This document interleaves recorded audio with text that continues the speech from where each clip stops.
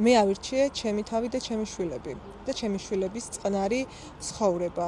ეს რთული იყო თუ მძიმე იყო თუ ასე შემდეგ, სწორი არჩევანი გავაკეთე, იმიტომ რომ ჩემი შვილები ცხოვრობენ ძალიან ბედნიერად, ჰარმონიაში, სიყვარულში და არის სიყვარული ის, რაც ბავშვებს უნდა ვასწავლოთ. სიყვარულის გარეშე ამ ცხოვრებაში ვერაფერი და არაფერი გამოვა. ბევრი კითხვა იყო ყოველთვის ჩემს ბიზნესთან დაკავშირებით, რომ ქმარმა კი იყო თავიდან, როდესაც სწორი მიმართულება მომცა, რომ ქარხანა უმეპოვა საფრანგეთში, მაგრამ ქარხნის პოვრის გარდა არის პროდუქტებზე მუშაობა, შემადგენლობაზე, მის ხარისხზე, მის გასვლაზე უცხოეთში, ხო? მე არ მინდა რომ რაღაცნაირად ჩემი თავის ქება არ მიყვარს, მირჩევნია მესამე ადამიანმა ისაუბროს ჩემზე.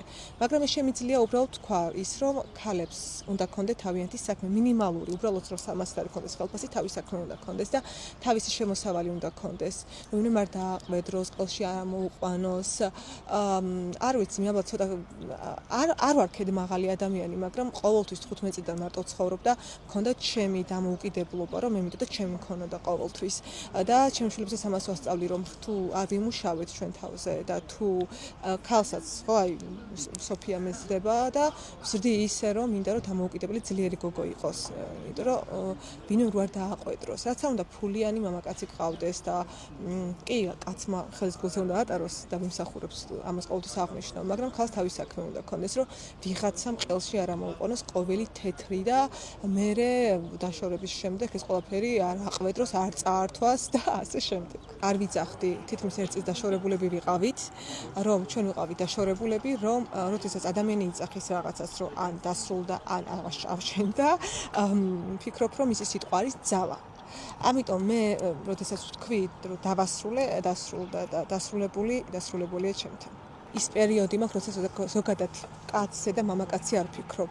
ეს ფიქრები არც მქონია და ჯერ დავასრულე ის დაშორების დეპრესიული შინაგანი ფონი, რაც ჩემთან მხოლოდ ჩემი სარკეთო უყურებდა იმ თამოს და სხვა არავინ. რაც შეეხება დედობას, დედობა არის პირველი ჩემს, ასე ვთქვათ, ცხოვრებაში და ხშირად გული მწყდება, რომ დავფრინავ ბევრ ქვეყნებში, რომ ყურადღებას ცოტათი ვაკლებ, რა თქმა უნდა, და ვფიქრობ, ყველა დედას ეს აქვს. მე მიყვარს ძალიან მუშაობა, მიყვარს წინსვლა და მე მინდა რომ სანამ მე ცოცხალი ვარ, ჩემი შვილებისთვისაც სულ ამას ვიძახი და ჩემი არ ვიცი გარშემოყოფებისთვის, რომ მე ვარ ბობოქარი ადამიანი, რაღაც მშვიდი წყნარი არ ვარ. ჩემს გვერდით თუ ვიღაცა არის და მეგობრობს, თუ შვილია, თუ პარტნიორია, ცხოვრობს ბობოქრული ცხოვრებით და რაღაცნაირად სხვანაირი мотиваციას ვაძლევ და მინდა რომ ჩემო შვილებმაც იცოდნენ და ყველა მიცოდეს და ქალებმა, იმიტომ რომ ქალებს გონიათ რაღაც სუსტი სქესია და ვერ განვითარდებიან, მარტო ვერ ყველაფერს გააკეთებს. უბრალოდ ჩვენ ქალები, როდესაც ხანდახან მამაკაცი გვყავს გვერდზე, როცა გვყავს. რაღაც გინდა რომ სუსტი არსებები გამოჩნდეთ რა, რაღაც არ გვინდა ეს ხანჯო ამოღერებულები და ბრძოლის ვიკინგების პერიოდში დავბრუნდეთ. სინამდვილეში ჩვენ ყველაფერი შეგვიძლია, შვილსაც მოუაროთ, საჭმელიც გავაკეთოთ, ბიზნესიც მართოთ. ბიზნეს ჩვენ საყვარელი საქმე გავაკეთოთ და პლუს ძალიან ბევრი რაღაცა. ხო და ქალებო, უფრო დააფასეთ თქვენი თავები, რომ ძალიან მაგრები ხართ.